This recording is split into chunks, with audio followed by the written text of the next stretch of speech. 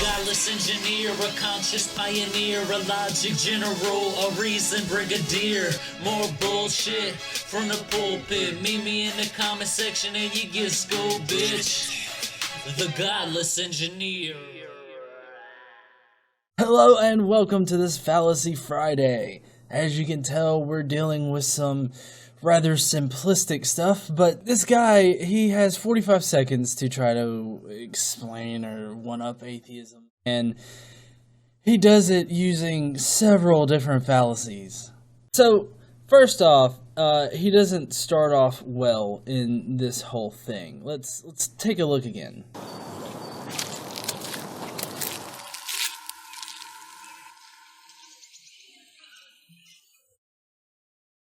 Alright, so he whips out the Legos, right? And this is supposed to be atheism in 45 seconds.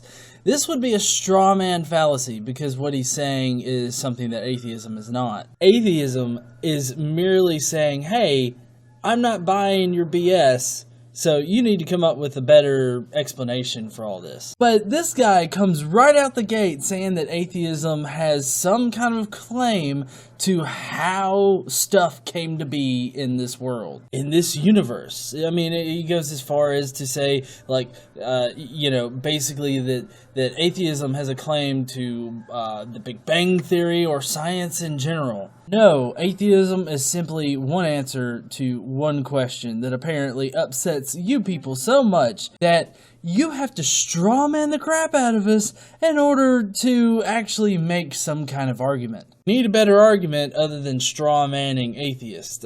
It just makes you look desperate, okay?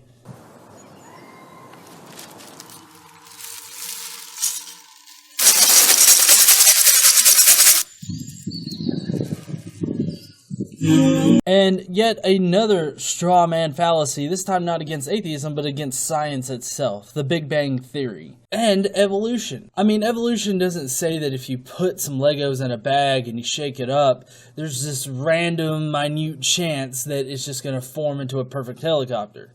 Now, if you ask any true scientists, they'll say, yeah, sure, there's a probability that that could happen, but that probability is so friggin' small, it's not even worth considering. A lot of people would say that about the universe and evolution and the Big Bang Theory. But see, the problem is that our universe is so big and so large that even the smallest minute chance of something happening has a really good chance of it happening. You could almost say that this is a false analogy, because he is comparing the current state, or like the current world, the world that we live in, the time scales that we live on, to the time scale and the vastness of the universe. Now, I think that's just ridiculous, and of course it ignores the fact that the universe is so big and so vast that even the smallest, like I was saying before, even the smallest chance of something happening means that it's going to happen.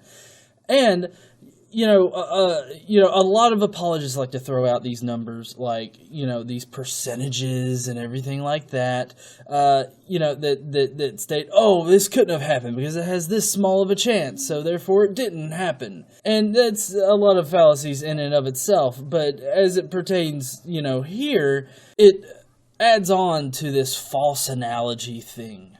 It really does, because you're ignoring a lot of crucial information. Alright, he's gonna throw up some kind of verse from the Quran, I know, because this is an Islamic video, and I fully expect to have a jihad, called out on me for just, disagreeing.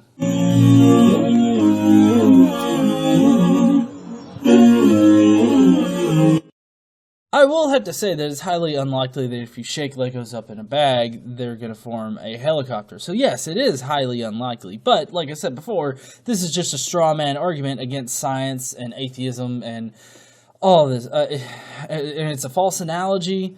So let's just, so far into this 45-second video, this guy has already committed a straw man against atheism, a straw man against science, a straw man against the Big Bang Theory, and a straw man against evolution.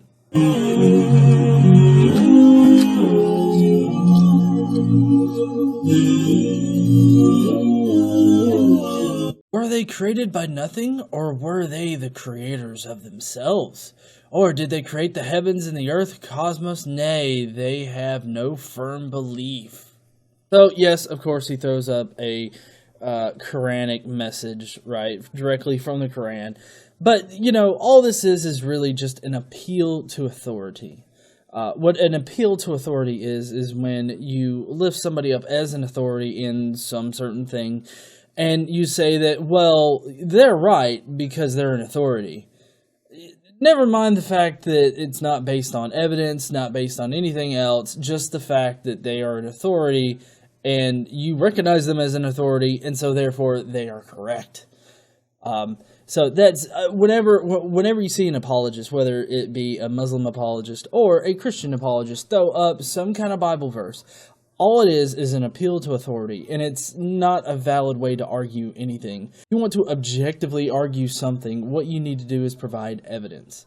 And that's not what this guy is doing. All he's doing is strawmanning atheism and science, and then saying, oh, but look, I have the answer right here in my book. The book that I recognize as an authority, but I know that you guys don't recognize as an authority. To be quite honest, I've really held off on even covering this video. I've wanted to for a while. But that's only because the vision that I had for a video about this video included a older Muslim man chasing a little girl around my backyard. Because that would be Islam in 45 seconds. Or, I mean, you know, Islam in 45 seconds, you could easily represent that in a straw manning fashion in several different ways. Maybe you could also do a guy running into a store with a bomb vest on. I mean, that would be Islam in 45 seconds. Or you could have a whole bunch of stories where, you know, you have Muslims that are beheading Christians or other non-believers of their faith.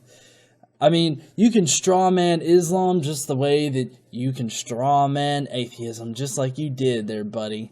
And I'm glad that you got that little crap-eating grin on your face, too, because it just shows that even the mentally challenged people out there can feel happy about being wrong. Now, that's not a knock against, you know, mentally challenged people, of course. They're very able. I mean, as you can tell, this guy was able to set up a camera and make a video. But I'm better than strawmanning Islam because I don't have to strawman Islam in order to make Islam look horrible on multiple levels. I mean, when 95% of your book is, hey, go and kill these people because they don't agree with you, you don't have to work that hard in order to make Islam look bad. Islam is bad just in general. Now, just the religion. I'm not talking about the people. Of course, the mindset that Islam propagates definitely does penetrate even to the most progressive Muslim out there. I mean, when the Danish cartooners were drawing Muhammad, even the most progressive Muslims thought that they needed to suffer some kind of punishment just for drawing a picture. So I don't have to strawman Islam at all.